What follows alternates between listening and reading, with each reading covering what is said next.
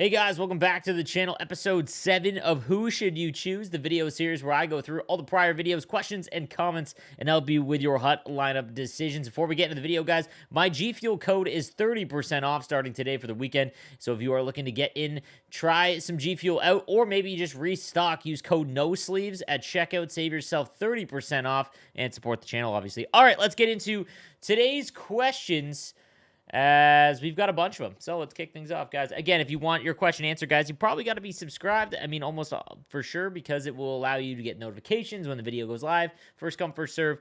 All right, let's go.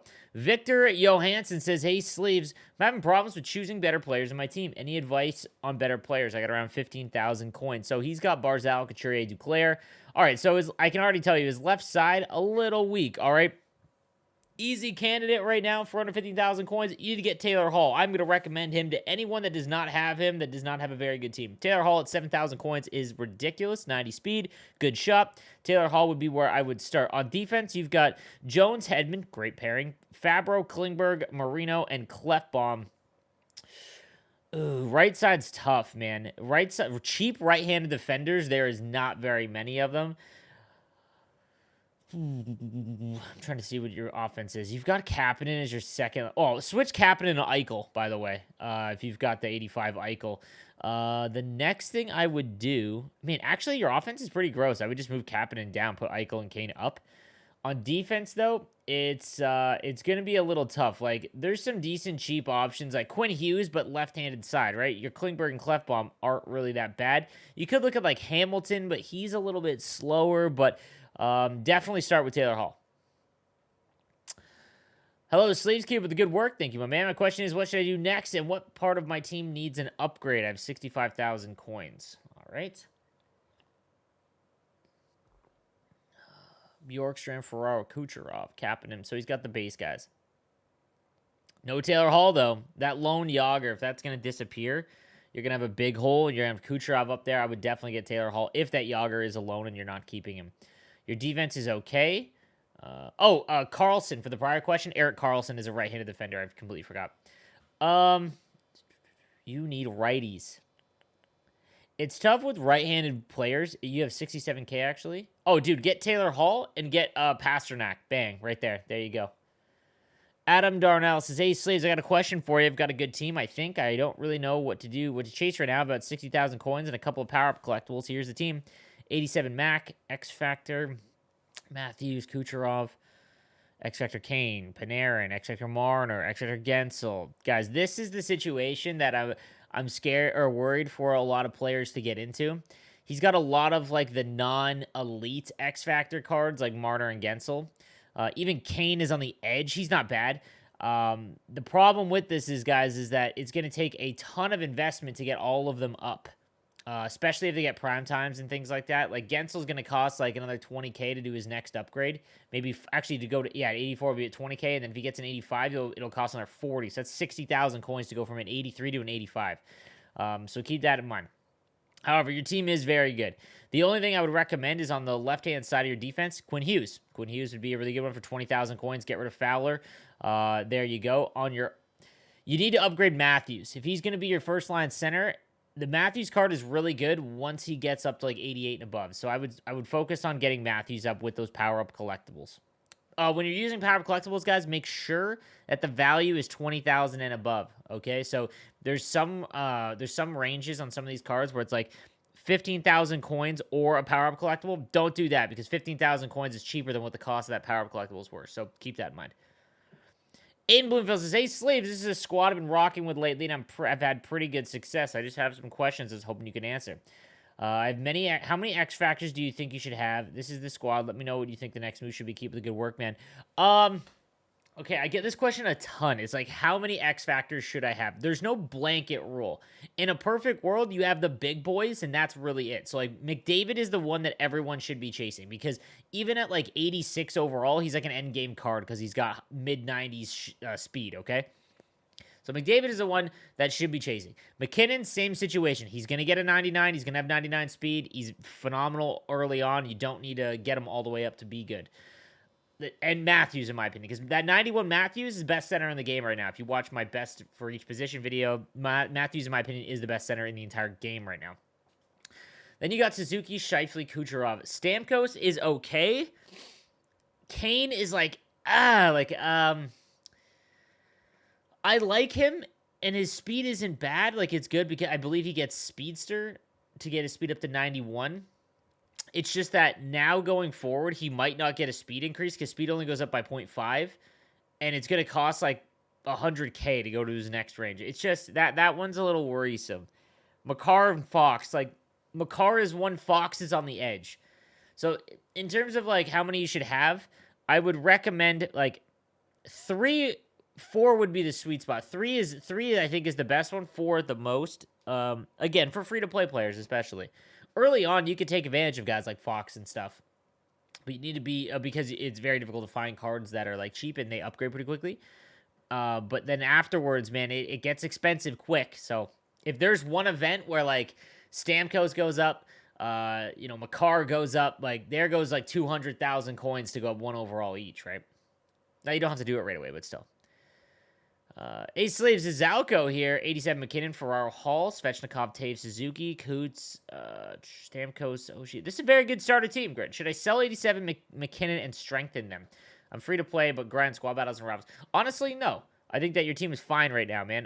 McKinnon is a very, very good card, and he's only going for like 70 or 80K. Like I wouldn't. I think that's fine. Your defense is okay. Honestly, I'm probably just chasing an XFactor. So keep doing the XFactor sets. You don't have any XFactors. Oh no, sorry, you have Dougie and Fox. If you haven't done the Pro-Am challenges, go to the Pro-Am. If you don't know how to do it, check out my how to get a free XFactor video. Do that. Make sure you have the sliders all the way down. And if you're doing the seasonal rewards, make sure you take XFactor. Again, you're chasing one of the big boys because you could pull McKinnon's XFactor and then you're laughing, right? So I would start there. Ian Hardy, my dude. Gage Steve's great work. Too early for me to have any questions, but you deserve all your success, brother. Thanks for everything you do. Thank you so much, man. I appreciate all the comments over the last year or so, dude.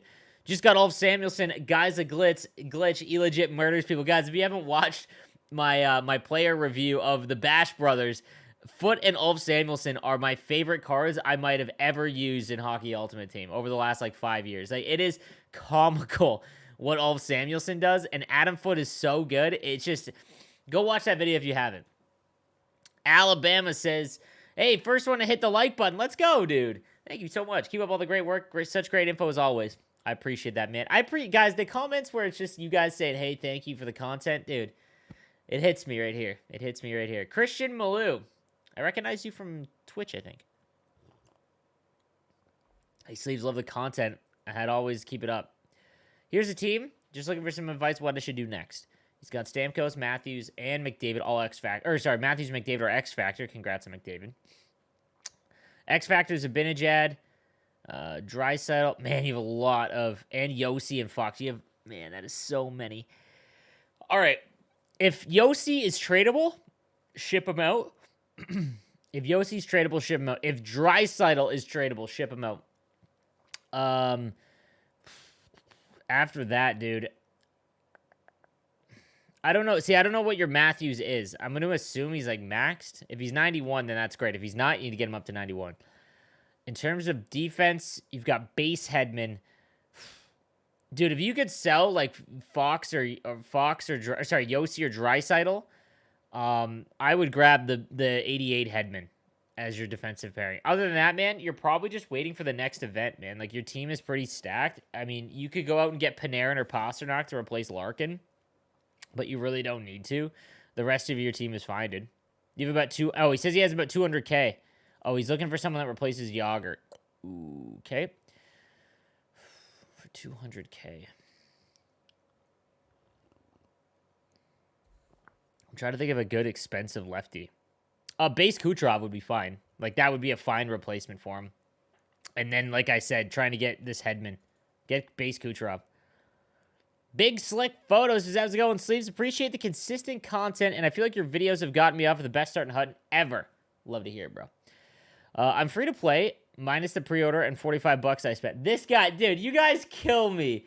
Yeah, I don't know who the first one was in one of these videos, but I'm free to play except for the $100 I spent at launch. That's not free to play, but regardless, I respect it. It's now a running joke on the channel. I'm free to play except for like the $200 I spent. What do you think is your best moves going forward with this team if you had to work around Yager? I'm a Pens fan, so I plan on making Yager and keeping him on the 4th line for a while. All right. I'm a Pens fan, so I plan on making Yager.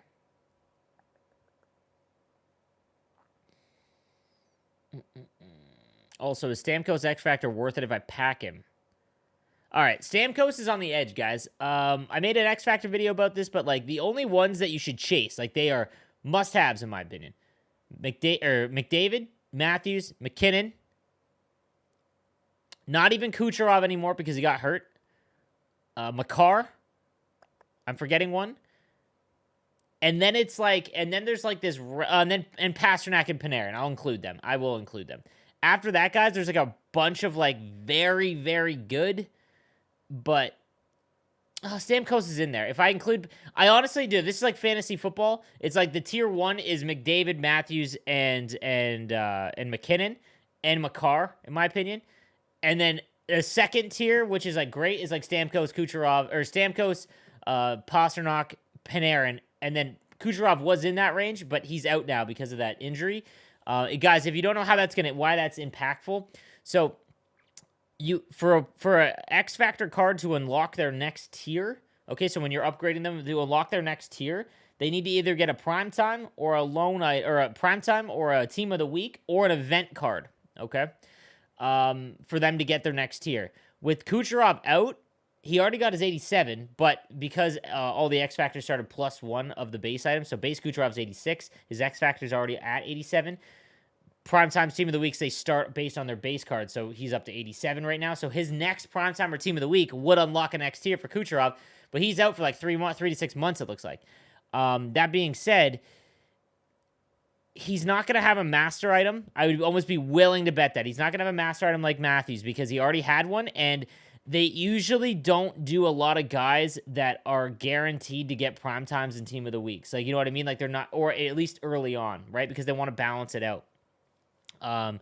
So it could be a while before we see Kucherov get his tier upgrade. Unless they do a random event card like that 86 Eichel, for example.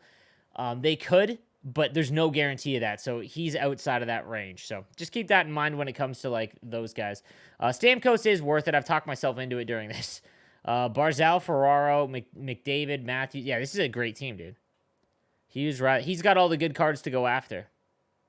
Man, I'm probably just holding on. Once you get Yager, because you want Yager, you're probably just upgrading XFactor Matthews. You need to get him up as much as possible. Get him off the wing. You'll notice a way bigger improvement when you put him at center.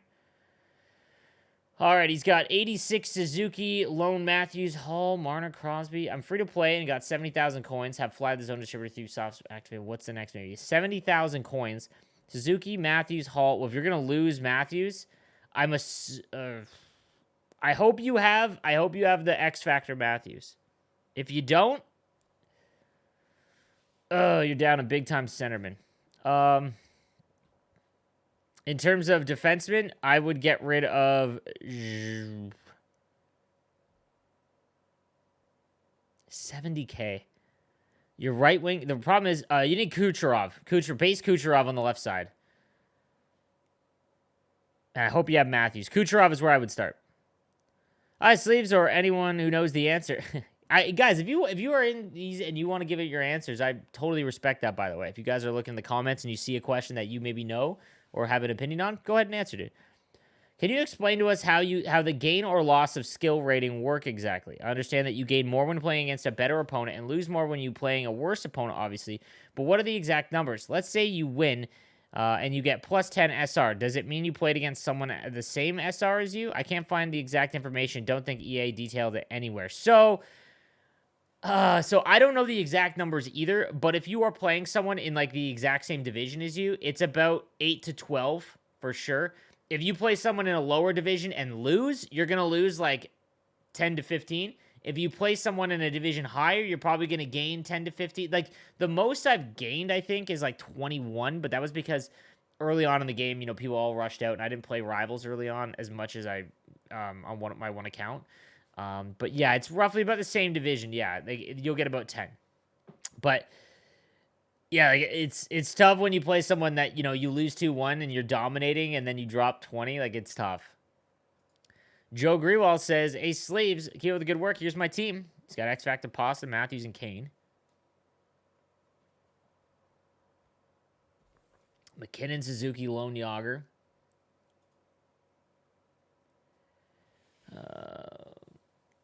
Panarin, Naslin, Hall. Oh, I don't know if you're a Canucks fan, but you should have taken Ferraro there. I currently have 200K before rewards drop. Was wondering what your thoughts on the team were so far. Besides finishing the upgrades on Matthews, what should I do? Is it worth upgrading Fleury a little bit and stopping at the more expensive upgrades? I also really like Panarin and wanted his XFactor card, so I was wondering if I don't get him in my next XFactor set choice pack in a couple weeks, at what price would you try and buy him? Also thinking about doing Team Builder Kessler. All right, that's a lot there. You already have Pasta and McKinnon. So if these are both untradeable, if Pasta is untradeable, or if he is tradable, like, and you want Panarin, like, I would probably just sell Pasta and get Panarin. They're very similar, and they're going to cost a ton. Now, if you really like Panarin, then go ahead, but it's going to cost you at least 200K for Panarin, at least. Matthews, you want to get to 91 for sure. You mentioned that. Suzuki, Naz. I really like your team, man. I don't really think you need to make any adjustments yet. Like, in terms of, like, at this point, guys, when you see a team like this, at the stage we are in the game before the next event comes out next week, I'm in the same position, obviously, just with a God squad, where it's okay to be like, I'm good, you know? Collect your rewards, chill, you know? Instead of spending your coins on players, spend it on, like, gold players that are going for really cheap. Like, if you see a bunch of players 80 to 82 overall that are going for 1,000 to, you know, 1,000 coins, buy them because they'll go back up to 1,200, 1,300. That's the kind of stuff you want to do. I would not upgrade Fleury. You have Gibson. There's no point in getting... You don't even need to have Fleury on your team if he doesn't fit your synergies, man.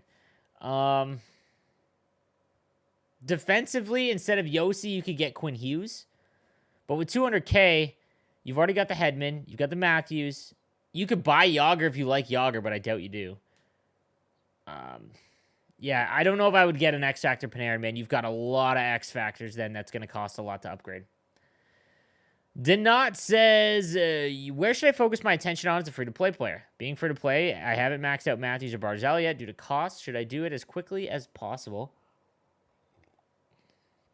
and sacrifice getting other cards from the market? I took on Tradeable last week. Should I take coins this week to max my ability to upgrade them versus power-ups? Most, if not all, my cards below are untradeable. I guess I should talk about this, guys. Sorry I didn't release this video yesterday. Obviously, it was right before Rivals Rewards. Going forward, there is no benefit to taking Tradeable. Like, obviously, the benefit is you pull something you can sell for coins. However, with how the events now work, every single card is now valuable. Okay, so I'll give you an example. If you played NHL 20 and 21, you know that if you packed a 75 overall gold player or you packed an 86 overall Vasilevsky, the only cost to make a gold collectible, which was the old way to make master set items, was just a gold player, meaning that the 86 Vasilevsky and the 75, Louis Eriksson, they are the exact same value. That is no longer the case anymore. There is 80 to 82 overall sets that you have to put cards into. There is 83 overall requirements. There's 84 to 85 overall requirements, 86, 87, all the way up, meaning that every card that you get now has a significant value tied to it, okay? Not only that, is when you take Untradeable, you get double the rewards, okay? So I'm talking about better shots at team builders, okay? Better shots at getting cards when the new events come out that you can cash in. So think of it like this, guys. The next event that comes out, much like the Superstar Origins event, okay? When the 91 or whatever the master set item is, say it's 91, right? There'll be a set, those limited edition sets where they're cheaper, or where they say they're cheaper. There'll be a point where it's like, hey, trade in a bunch of gold players that are 74 to 79, and 187 overall, okay? So let's say you pack Leon Draisaitl. He doesn't make your team, and you're like, wow, that sucks. I have this untradeable Draisaitl. I just lost like 70,000 coins in the market. Not true. Now you don't have to spend 70,000 coins. So when you make that set, 70,000 just came off the price tag. So it's completely different. I get a lot of people asking me, like, why should I take Untradeable? It's like, why should you take Tradeable?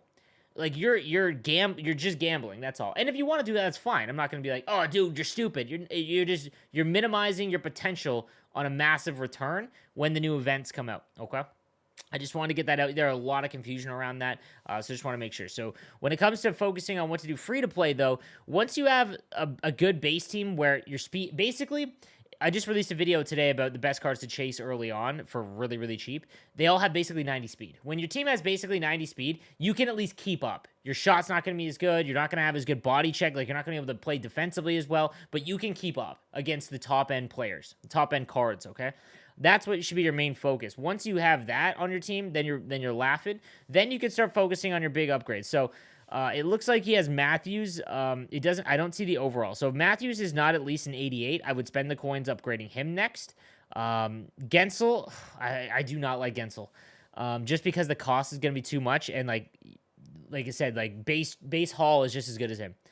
Barzal, I would upgrade so that you can play him on the wing for sure. So you mentioned, should I upgrade Barzal and Matthews? 100%, because then Barzal goes to the wing, and you just need to find another cheap center. It could be Taves, it could be Claude Giroux base, it could be Tomas Hertl base. That's fine, but that should be your next target there. All right, guys, that is going to do it for this episode of Who Should You Choose? Let me know what you think in the comment section down below. I'm excited to see your questions, and I will answer them on tomorrow's video. Have a good one, guys.